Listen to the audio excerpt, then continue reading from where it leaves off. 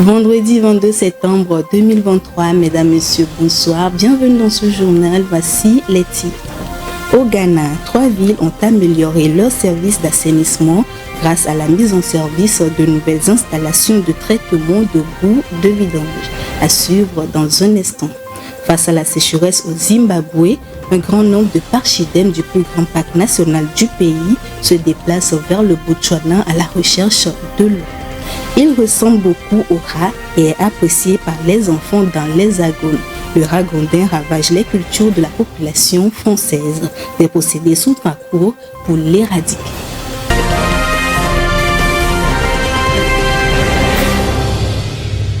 Au Ghana, les services d'assainissement des villes de Kumasi, Takoradi et Tamale sont améliorés grâce à la mise en service de nouvelles stations de traitement des boues de vidange. Les installations affichent respectivement une capacité de 1000 m3 par jour. Ceci vient régler le problème d'assainissement et de pollution dans ces localités. Regardez. La société Puroko annonce la mise en service de 3 stations de traitement des boues de vidange au Ghana. La société hongroise choisie par Jospin Group of Companies, qui soutiennent la gestion des déchets dans le pays d'Afrique de l'Ouest, a implanté les nouvelles installations dans les 3 plus grandes villes du Ghana. Il s'agit de Kumasi, Takoradi et Tamale, dont la population globale est estimée à près de 5,4 millions d'habitants. Et depuis, le déversement des boues de vidange dans l'environnement a été considérablement réduit, ce qui limite la prolifération des maladies d'origine hydrique et la pollution des ressources en eau. Dans les nouvelles stations de traitement des boues de vidange, Puroko a installé sa technologie Septopure prévue pour recevoir et nettoyer les excréments mécaniquement et biologiquement. Les Nations Unies ont répertorié la technologie Septopure comme une technologie permettant d'accélérer la réalisation des objectifs de développement durable ODD. Le Jospin Group of Companies a financé l'ensemble des travaux d'assainissement grâce à un prêt d'Exim Bank of Hungary. Ces travaux complètent la panoplie de projets développés avec Puroko, notamment le projet de construction des stations d'épuration dans 13 régions du Ghana lancé en 2022. Un grand nombre d'éléphants du plus grand parc national du Zimbabwe se déplacent vers le Botswana à la recherche de l'eau. Selon les autorités du parc et de la faune du pays, cette migration de masse est due aux effets du changement climatique. Irène Papadina.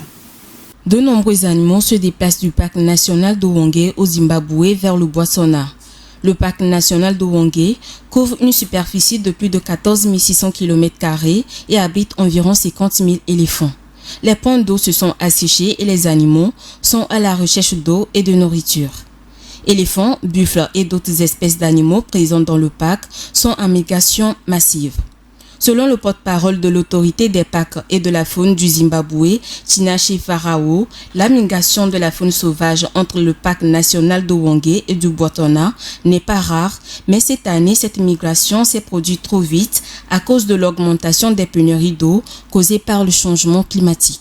Les mouvements massifs d'animaux sauvages pourraient entraîner une augmentation des conflits entre les humains et la faune sauvage lors de leur passage dans les zones peuplées du Zimbabwe. Les éléphants ont tué au moins 60 personnes l'année dernière, selon les chiffres du gouvernement. Pour rappel, le Botswana abrite environ 130 000 individus, soit la plus grande population d'éléphants au monde. Le groupe d'experts intergouvernemental sur l'évolution du climat GIEC a classé l'Afrique australe comme une région à risque, car cette région est confrontée à des risques accrus de chaleurs extrêmes et à une diminution des précipitations dues au réchauffement climatique. Une étude menée par les chercheurs corrobore l'hypothèse des inondations causées par le réchauffement climatique dû aux activités humaines. Ces événements météorologiques ont généré 40% de pluies supplémentaires en Grèce et 50% en Libye. Plus de compréhension avec Léonce Sago. Les inondations en Grèce et en Libye sont liées au réchauffement climatique, ont affirmé des chercheurs grecs, britanniques, néerlandais et américains. Ils ont en effet calculé et révélé que les inondations en Grèce, Turquie et Libye sont dues au réchauffement climatique généré par les activités humaines et les événements météo. Ceci n'était qu'une hypothèse, mais des chiffres viennent de la corroborer avec cette conclusion publiée le mardi 19 septembre par les scientifiques du World Weather Attribution Group. Ceux-ci affirme que le réchauffement climatique a rendu les inondations 10 fois plus probables en Grèce, Bulgarie et Turquie et 50 fois plus en Libye. Ces scientifiques ont étudié comment la tempête Daniel s'est comportée dans le climat, en l'occurrence dans un monde réchauffé de 1,2 degrés Celsius par rapport à la période pré-industrielle. Ils ont également analysé ces événements dans le contexte météorologique des années 1800 où les émissions de gaz à effet de serre n'étaient pas encore des couvertures chauffantes pour la planète. Des études similaires précédentes ont montré que des mers et des océans plus chauds s'évaporent davantage et peuvent transformer ces tempêtes classiques en phénomènes plus dangereux. Ces chercheurs soulignent aussi que le dérèglement climatique n'est pas à lui seul responsable de ce lourd bilan, car ils sont aussi en lien avec la vulnérabilité des infrastructures. Comparé à la Grèce, dont les villes touchées se situent en zone inondable, la Libye, par le manque d'entretien des barrages qui se sont effondrés, a contribué à l'aggravation des dégâts. Il faut noter que les inondations ont fait une trentaine de décès en Grèce, Bulgarie et en Turquie. Mais pour la Libye, l'ONU évoque plus de 11 000 morts. Pour finir, ces études faites révèlent aussi que ces pluies particulièrement violentes et exceptionnelles tombées en Libye ne risquent de se produire qu'une fois tous les 300 à 600 ans. En revanche, ceux de la zone Grèce, Bulgarie et Turquie peuvent subvenir environ tous les 10 ans, d'où l'urgence de renforcer les infrastructures. Au Tchad, un groupe de fermiers propose aux consommateurs des produits frais et des produits cultivés de manière naturelle et sans pesticides. Dirigée par le jeune écologiste Abdel Salam Agar, la ferme produit des légumes et des fruits à base des composts naturels fabriqués sur place pour alimenter les marchés locaux. L'objectif est de montrer aux producteurs la probabilité de faire cohabiter l'élevage et l'agriculture pour une production agro-pastorale respectueuse de l'environnement. Retrouvons Irène Papadina. À la sortie est de N'Djamena, le jeune entrepreneur Abdel Salam Agar produit et met sur les marchés locaux des produits frais et 100% bio. Dans sa ferme agricole bio où cohabitent naturellement l'élevage des ruminants et la culture de contre-saison, les ouvriers utilisent exclusivement des composts fabriqués sur place pour la production des légumes et des fruits destinés à la commercialisation. L'objectif est de respecter à la fois l'environnement et de préserver la santé des consommateurs de plus en plus menacés par les organismes génétiquement modifiés OGM. Nous savons aujourd'hui le bien-être est très important, la santé n'a pas de prix. Donc c'est de ce constat que nous avons initié ce projet. Nous produisons des fruits et des légumes sans ajouter de pesticides ni des engrais chimiques. À travers cette ferme école d'agriculture et d'élevage écologique créée en 2016, Abdel Salam veut contribuer à la réduction de l'utilisation de pesticides et des engrais chimiques dans l'agriculture et encourager une exploitation agricole responsable. Bien que les fruits et les légumes produits de manière bio coûtent cher dans le pays, ce passionné de la terre continue de sensibiliser les consommateurs sur les bienfaits de ces produits naturels. La ferme agricole bio est dans sa phase de mécanisation avec l'installation progressive de dispositifs d'irrigation pour maîtriser la consommation de l'eau et passer à la production à grande échelle. L'ambition du promoteur est de faire de cette ferme le premier fournisseur des hôtels et des restaurants de la capitale en produits frais.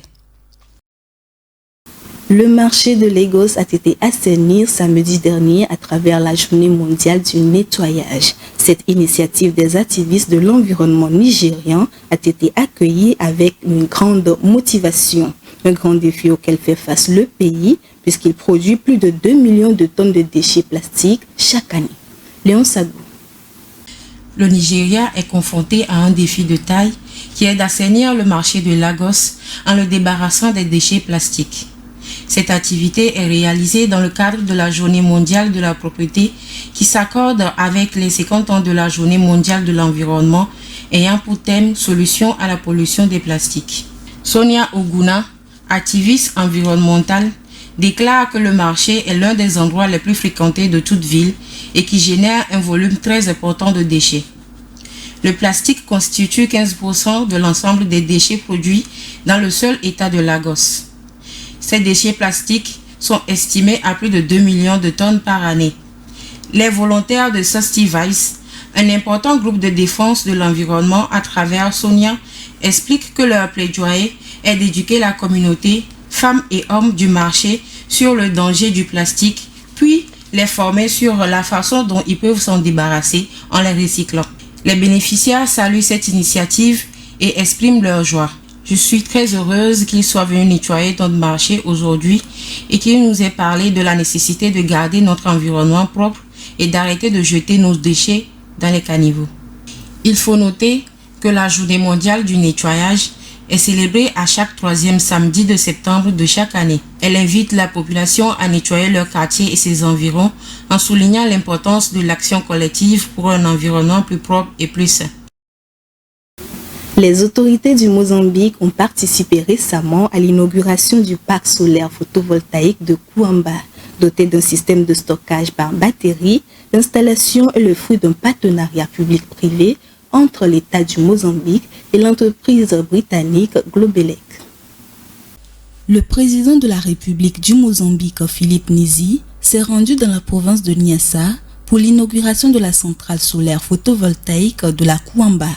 L'entreprise britannique Globelec achève ainsi avec succès la construction de son parc solaire situé dans la localité de Teterean.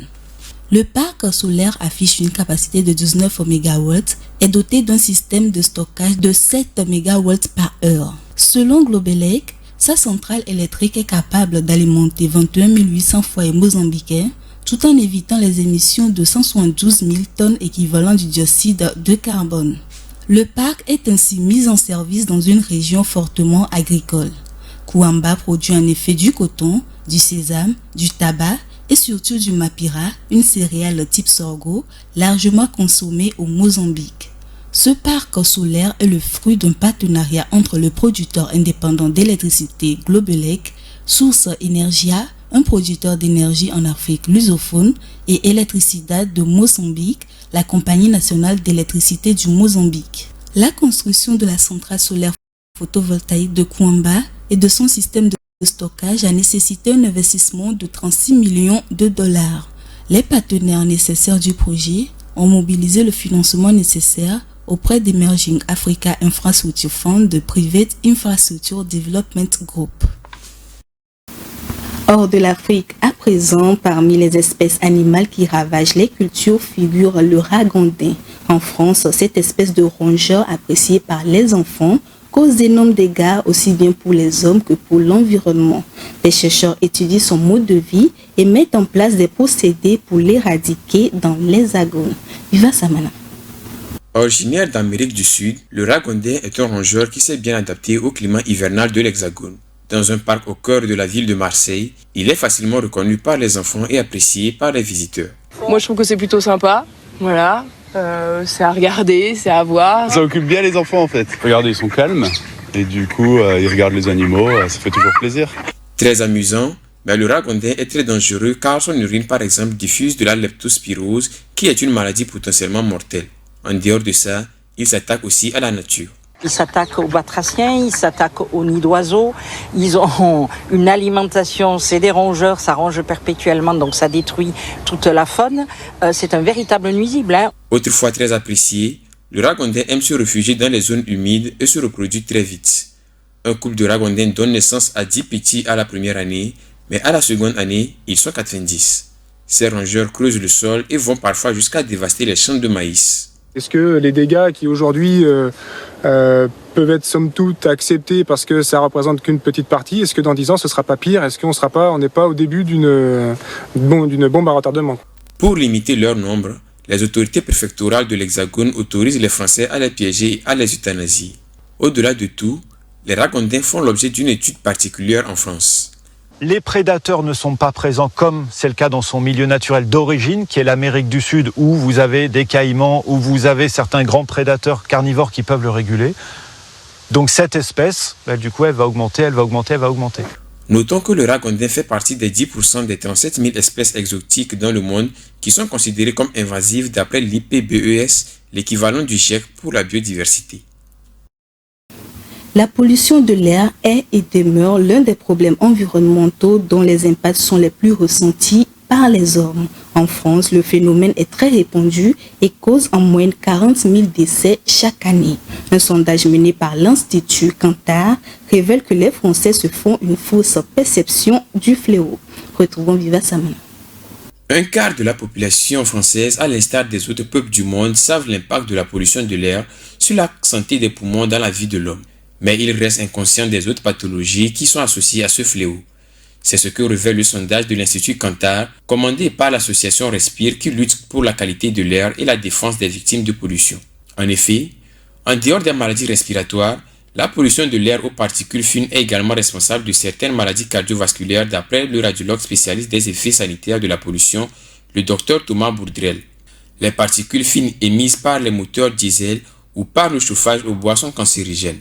Elles peuvent pénétrer le système sanguin et atteindre de nombreux organes que sont le cerveau et la moelle épinière, ce qui pourrait jouer un rôle crucial dans le développement de certains cancers ou de la maladie d'Alzheimer. Contrairement aux apparences, la pollution de l'air aux particules fines est principalement causée par les transports et le chauffage résidentiel au bois plutôt que par les industries, même si ces dernières provoquent une pollution préoccupante aux abords de certains sites. Le directeur du Centre national de recherche scientifique CNRS, le français Jean-Baptiste Renard, s'étonne et trouve impressionnant le fait que la réalité corresponde exactement à l'inverse de ce que pensent les Français. D'après le dernier rapport du CITEPA, une association sans but lucratif impliquée dans la protection de l'environnement, la combustion du bois représente 62% des émissions nationales de particules dans l'Hexagone.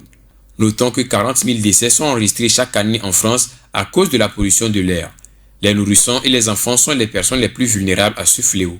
Le président de l'association Respire, Tony Renussi, qui a commandé le sondage, se félicite des progrès enregistrés et espère que les mesures visant à limiter la pollution à proximité des écoles seront appliquées. Le Premier ministre français Elisabeth Borne a présenté les objectifs de la planification écologique aux différents acteurs concernés. La transition écologique concerne tous les secteurs. Pour le groupe Sodesol, le leader de la restauration collective, son secteur doit se tourner vers une alimentation durable, plus végétale, pour pouvoir réduire les émissions de gaz à effet de serre, comme prévu d'ici à 2030. Rafietou Mberekou nous fait le point. Réduire les émissions de gaz à effet de serre de moitié d'ici 2030. Tel est l'objet de la planification écologique de la France présentée par le Premier ministre Elisabeth Borne aux différents partis politiques. Des objectifs chiffrés ont été mis en place par le gouvernement et tous les secteurs sont mis à contribution pour les réaliser. Le gouvernement Borne se fixe donc un objectif de baisse des émissions de CO2 de quelques 13 millions de tonnes pour le secteur agricole à l'horizon 2030. C'est énorme et cela suppose que les Français réduisent sérieusement leur consommation de viande. En termes de stratégie, le gouvernement propose la formation des chefs à la gastronomie végétale. Avec cette approche, il y aura, selon le Premier ministre, une augmentation de 30% de la consommation des nourritures végétalisées. Cependant, on voit que l'importation de viande a augmenté notamment dans la restauration collective de plus de 10%. C'est en contradiction avec une alimentation de meilleure qualité plus proche des Français. Là aussi, le gouvernement Borne a des suggestions. Pour lui, il va falloir lutter tous ensemble contre le gaspillage qui concerne 35% des aliments consommés en France. Pour cela, la population ne doit pas consommer plus de viande, mais plutôt mieux de viande. C'est donc un travail de longue haleine à mener avec les clients et les fournisseurs. Raison pour laquelle le gouvernement entend ensemble avec les autres acteurs prendre la mesure de lutter contre le gaspillage alimentaire. C'est l'une des solutions pour maîtriser les coûts et les consommations. Mais il s'avère nécessaire dans la planification écologique de la France que les consommateurs se réintéressent à la cuisine et à la diversification des aliments. Selon le gouvernement, la transition alimentaire en y est partie pour des années. Donc il faut organiser cette coopération, les filières locales et investir dans la formation et dans l'éducation des consommateurs. Les lumières du New York sous le feu des associations écologistes. La pollution lumineuse est au centre de la semaine du climat qui se déroule dans la mégapole américaine. Des mesures sont adoptées, mais certains en veulent davantage. Rafietou Mberekou. Chaque année, les personnalités du monde des affaires et les militants politiques se réunissent à New York pour discuter des centaines d'événements, notamment la crise environnementale. Lors de la semaine du climat, les lumières éblouissantes qui font de la ville de New York de ce qu'elle est ont fait sujet de débat. Ces lumières sont depuis longtemps une source de frustration pour les militants écologistes qui notent une contradiction avec l'esprit de sobriété énergétique incarné par cette réunion au sommet. Selon eux, les oiseaux sont victimes de ces lumières artificielles qui les attirent vers la ville pendant la nuit et qui s'écrasent contre les immeubles le jour car ils voient des reflets de végétation dans les vitres. À New York, nous avons 25 000 oiseaux qui meurent chaque année dans les collisions, a souligné Dustin Patridge, responsable de New York City Audubon, une association militant de la protection des oiseaux. Or, les graines qu'ils disséminent sont vitales pour la santé des écosystèmes et qui piègent le carbone du Canada, où ils commencent leur voyage jusqu'à leurs diverses destinations en Amérique du Sud. D'autres recherches ont mis en évidence des impacts potentiels sur la santé humaine comme le cas de cancer qui pourrait être lié à des perturbations du rythme circadien. Selon le ministère américain de l'énergie, l'éclairage extérieur aux États-Unis consomme assez d'énergie pour alimenter 35 millions de foyers pendant une année. Les estimations par ville sont difficiles à obtenir. Mais il est clair que New York est l'une des plus mauvaises élèves en la matière aux États-Unis, pays qui, selon les chercheurs, gaspille beaucoup plus que l'Europe. C'est la fin de cette édition. Merci de l'avoir suivi. Merci de votre fidélité sur Green TV International. À bientôt.